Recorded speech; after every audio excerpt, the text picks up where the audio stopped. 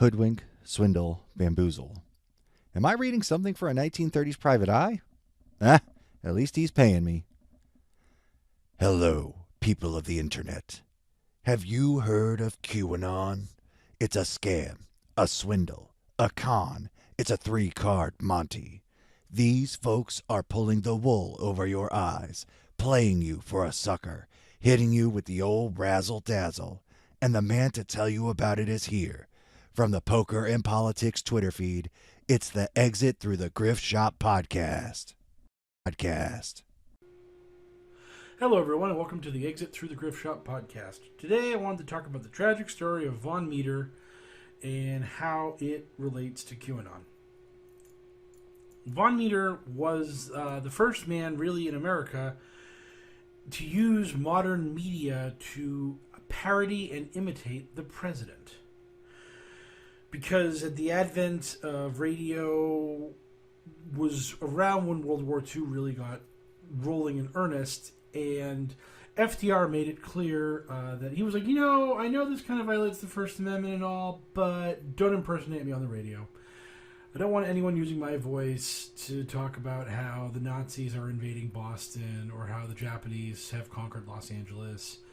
I don't want anyone talking about us storming the beaches of France when I haven't given the word to do that yet.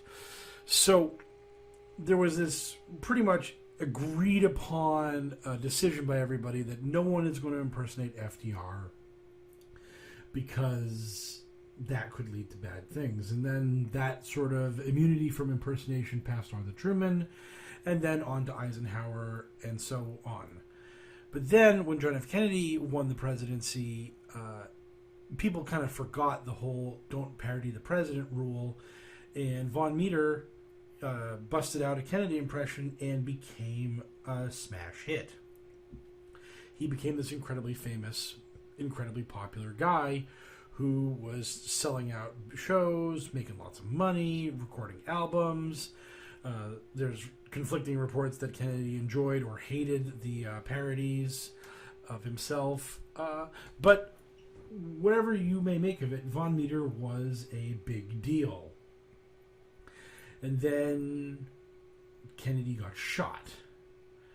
And the legend has it that when this happened, that night, a comedian, Lenny Bruce, was doing a performance, and he got in front of the crowd, and everyone's just really miserable because the president's been killed, and that sucks.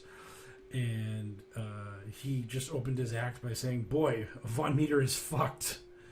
And that was true. I mean, that guy's career was ruined. He was effectively destroyed by the assassination of President Kennedy, and so he drifted off into obscurity because no one wanted to hear him impersonate the murdered president. It was painful. It was a wound. So that was the end of that guy. And by the same token, QAnon has tied themselves so tightly, so completely to Donald Trump that they're all in on this guy. They've got to get Trump to the finish line. And the problem is that I don't see any way on earth that Trump makes it all the way to 2024 as president. I think that he is slipping mentally, and I think that is pretty clear. He screws up words constantly. Today, he was talking about a man named George Wythe, and he literally spelled out the spelling of the word with after he said the guy's name, because clearly the teleprompter just told him this is how you say the name. It's because the guy's name was spelled with a Y and so on and so forth, and they just thought that President senile racist grandpa wouldn't be able to figure that out, so we're just going to spell it out, W-I-T-H. And then Trump was like, George Wythe, W-I-T-H, great name, huge, bigly, sad, low energy, fake news. That's my Trump impression, everybody. No applause. Donate to my Patreon. But I really don't think the guy has pretty much 5 more years left in the tank to keep doing this. He's currently 73. He's very overweight. He's under an incredible amount of stress all the time. He's slipping. And I just think that he's going to either lose re-election or be removed due to medical condition from the presidency before his 2 terms are completed. And this is going to be a very difficult, some might even say impossible thing for Q to reconnoiter. Now, Q has made statements that there's a plan for post-Trump for the purging of the deep state to continue apace, for the good guys to retain control, which sounds kind of ominous if you really think about it. Yeah, we've defeated the deep state and replaced them with good dictators that are ruling America from the shadows. Totally trust us. We've got your interest at heart. We don't eat babies in the name of Satan. Wink, wink, wink. I mean, this doesn't sound really that assuring, but I think that would be the post-2024 plan, as it were, where... And I've already seen this. I've seen a bunch of QAnon people posting that they want Michael Flynn to run for the presidency in 2024. Not so much believing in the whole dynastic stuff about having Trump Jr. or Ivanka be the next one to take up the mantle of the presidency. Instead, they're just going to go to their hero, the martyred hero, the guy who lied about crimes in order to get the truth on the record in the Mueller investigation, or however you want to parse that logic that these people have come up with. But that's the kind of QAnon train of this whole thing. And it really hinges on Trump having a run here. And it absolutely is dependent on Trump getting reelected in 2020. I did muse about maybe Q trying to spin Mike Pence being a good egg, but I just don't think that the rank and file members of QAnon are going to buy into it, because the QAnon cult is a cult of personality surrounding Donald Trump. Q is just venerating and glorifying Trump in this whole process and just reassuring everybody that Trump's the best. And when you take Trump out of the equation, a lot of the fun goes away, because he's the outsider who came in to shake up the system, and the military went to him hand in hand, begging and pleading for him to run, because he was the great man that could save America from the satanic baby eaters. So you have this issue, as it were, like, what if Trump is just really totally falling apart the way some people on Twitter suggest that he is? Tom J. Chicago, as it were. If Trump is really 6 months away from just being completely exposed as being mentally deficient, that his frontal temporal dementia is at an advanced enough stage that he will not be able to walk without assistance, and that he will have a difficult time talking, and that he will literally have to be removed from office by the 25th Amendment, then how does Q rationalize this? How does Q sell everybody on this? Because really, Q is all about this being this insider to the Trump administration, and has the dirt on everybody and knows everything and is just completely tapped in. And if he doesn't give the Anons the heads up that, look, we're going to have to go to Pence here soon. I just want to let you guys know. I want to get it out in front of this story. And again, this is one of the reasons why Q is not a real thing. This is why Q is not an actual movement for truth. Is that Q does not deal in truths. Q does not deal in statements that would make their followers angry or upset, or get people not agreeing with him or accepting him. Q is about popularity. Q is about confirmation bias. Q is all about making everybody happy and smiles. Q is, in a terrible way, a optimistic cult, in the sense that when the evil is overthrown, there will be good, that we will have a great thing. And so many of the people that follow Q do so out of a belief that they will receive vindication and be proven right at the end of all of this. And that's what these people really want. They want to, in a way, win, as it were. And their idea of winning is for everyone to be like, oh, wow, the people that were the Democrats and the liberals in America were actually baby-eating Satanists. And we had to get rid of them, and that's great.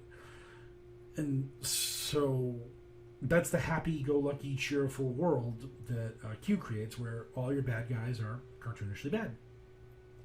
Q is not the world where Q has to go to everybody and say, look, the doctors and Donald have had a talk, and it's not great. So we're going to keep this thing moving a little bit. We're going to slide everything under the radar a little, as it were. Disinformation is necessary, all that kind of stuff. But I don't know. Maybe you want to get used to the term President Pence. I don't know. Maybe we'll start looking around, kicking the tires on some people to run for 2020. Honest, American-loving patriots, not Mitt Romney. Maybe Nikki Haley. I don't know. I don't know if the QAnon people would really be a huge fan of her. They might be. They might not. Probably not. Again, they probably want Michael Flynn to run for president. But this is what you would have. You would have a situation where Q would have to tell the harsh truth and be shunned for it. Everyone on Q Twitter would freak out and scream that Trump's as healthy as a horse. We don't know what Q's talking about. He's speaking poppycock. He's speaking nonsense. Go to hell, Q. You party pooper. You no good so-and-so. And that's why Q would never say a thing like that. That's why Q would never, quote-unquote, tell a truth like that. Because they don't want to get yelled at. They just want everyone to be happy and cheerful and voting for Trump in 2020. Or voting for Pence in 2020 if they have to go down that road. Because I don't know. I think it's very possible that Trump is falling apart badly. The $64 question really is what are Republicans going to do about it? And it feels like the answer is absolutely nothing. Their mentality, it appears to be, is just push this doddering old fool across the finish line one more time. Just put him out there, have him talk at the simplest, lowest level possible, hope no one really pays attention to the fact that he can't keep his train of thought going for very long, and that he misses a lot of words, and he talks about George Washington conquering and capturing airports. Just keep the ball rolling and just hope he stays upright and mobile until the day after the election, and then once we've got ourselves 4 more years, we'll deal with all the problems afterwards. It'll almost be a blessing if like a month or two or a year after the election, Trump falls completely apart and we get Pence in there, and then we can build Pence up a little bit or whatever. I mean, I really think that's their plan. And if Trump actually does deteriorate too fast for them, then they're going to just run around like chickens with their heads cut off and scream that the deep state poisoned him or something and start a civil war. Because I will say this, if Trump's health gets really bad, QAnon is not going to take that news well. The rank and file members are not going to accept the official story that the president suffers from dementia or Alzheimer's or whatever other degenerative brain disease you want to give a name to.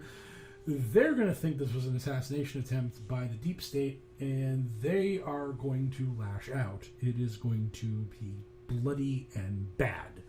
That's the reason why I do this podcast. That's the reason why I do this Twitter feed. This is the whole reason why I talk about this stuff all the time. The end game of this stuff is people getting killed. We've already had a guy get killed. The mob boss in New York got murdered. And his killer is literally going to use the I'm insane due to QAnon defense.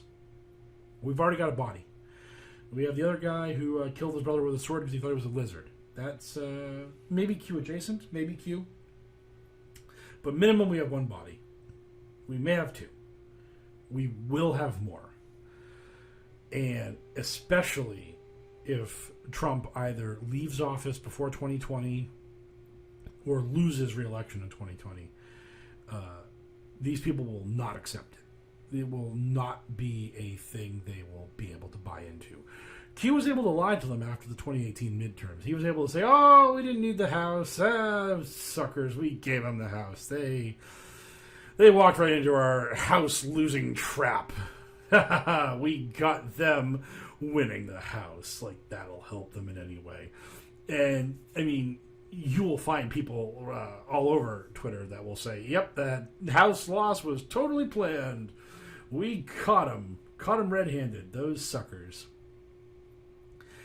But the Trump loses in 2020, they can't spin that as a plan. They can't spin that as, we meant to do that. We meant for Trump to lose.